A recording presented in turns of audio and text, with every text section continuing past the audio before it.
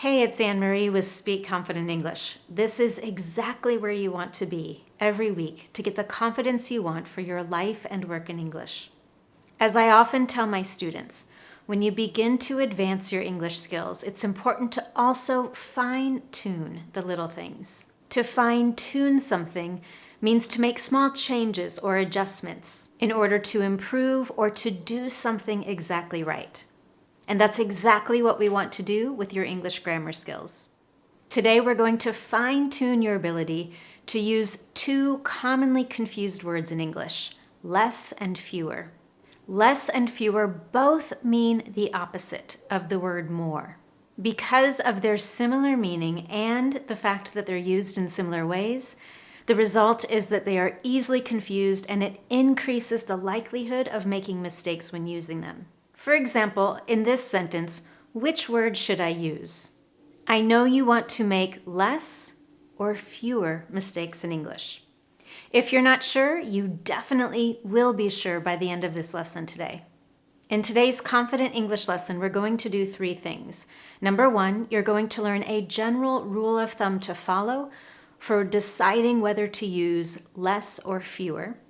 Then you're going to learn 4 important exceptions to that rule, and I'll give you some examples to help.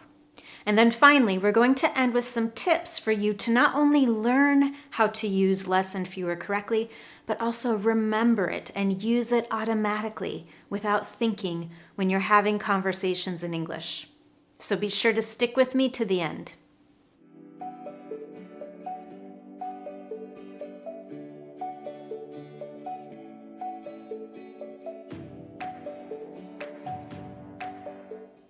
To get started, let's begin with our commonly taught rule, or a general rule of thumb, for when to use less versus fewer.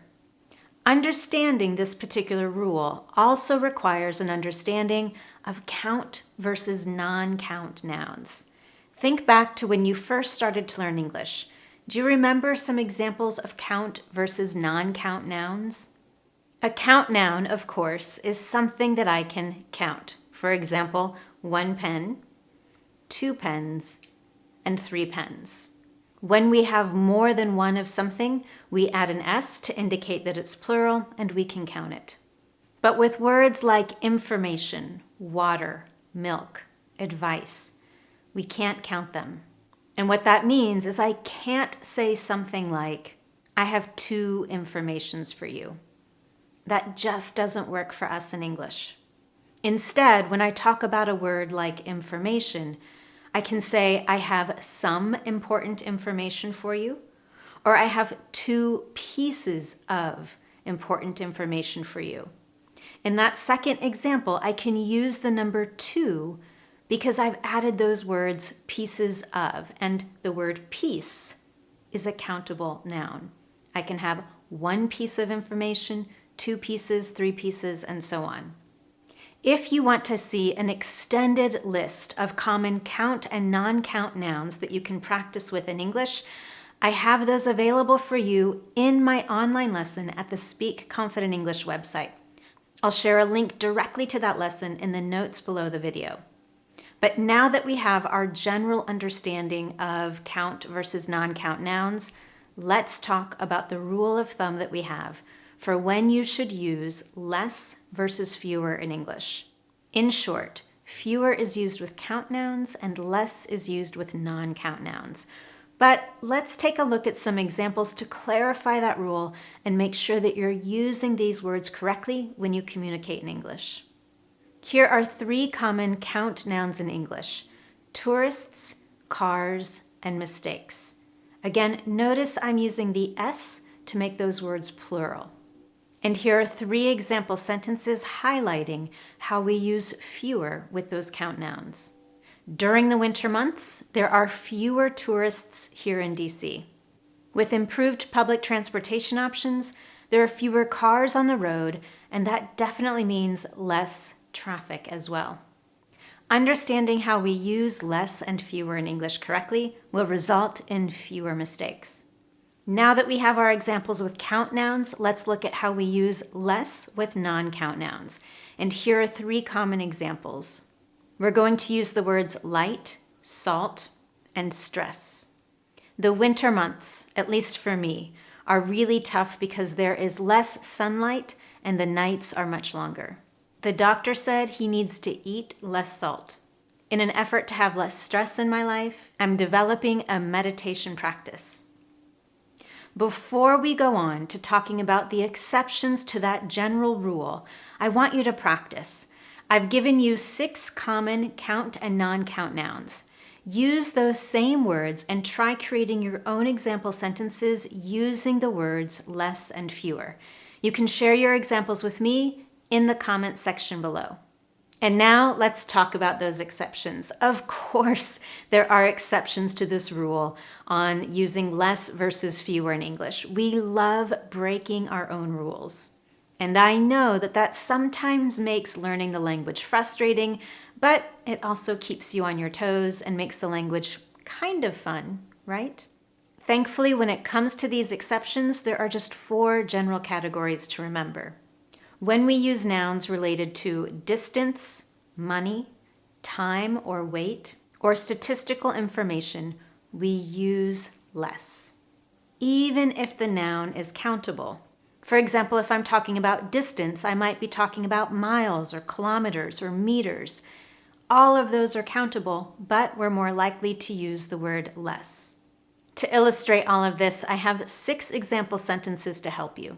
Number 1 is the perfect answer to any time one of your kids asks you, "Are we there yet?" When that happens, you can say, "We have less than 20 kilometers to go. We're almost there." Number 2, "Oh my gosh, we can get tickets to Rome for less than $100. The price of milk is $2 less at the other grocery store. We have less than 48 hours to get this project finished. He weighs 3 kilos less than he did a few months ago after starting a new workout routine." And our last example, there were less than 20 people at the event. All right, now you have the general rule of thumb to follow for when to use less versus fewer in English, and you have our 4 exceptions. So now let's talk about how can you actually remember all of this in your English conversations so you don't have to think and stress or worry about it every time you're communicating. A few months ago, I did a lesson on how to master your skills and develop what we call muscle memory or automaticity. Automaticity is the ability to do something without thinking about it. You just do it automatically. For all of us using another language, that is definitely the goal when it comes to using vocabulary and grammar or pronunciation. We want to do it in the same way that we do with our native language. We want it to be natural. All of that is possible in a second language, but it does take time, focused practice, and repetition. So how can you do that with this lesson? If you've been following me for a while, you know that when I teach new vocabulary, I always recommend that you identify a small list of new phrases, expressions, or collocations to practice again and again and again throughout a week or even up to 10 days. Doing that gives you focused practice on the same words and the repetition you need to help those words become automatic when you use them. The same is true with grammar.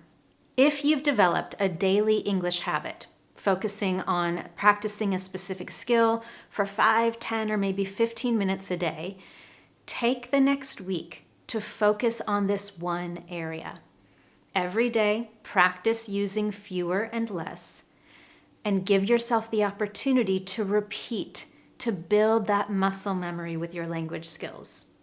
A great way to do that is to visit the online lesson at the Speak Confident English website. In that lesson, I have a list of common count and non-count nouns, and you can use those to practice using less or fewer. I also have a list of words that belong in those exception categories. And again, you can practice using the word less with those nouns in your own example sentences.